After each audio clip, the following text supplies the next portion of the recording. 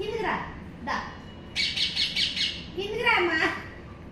అది అక్కడ నుంచి అంటే దా రఘు దా నాకు ఏం రాదు రా దా ఇదిగో దా ఇదిగో అదా నువ్వు బెటర్ పైకి అంటావు దా రఘు దమ్మా దా కిందికి రా నువ్వు పైకి బెటరా నువ్వు బెటర్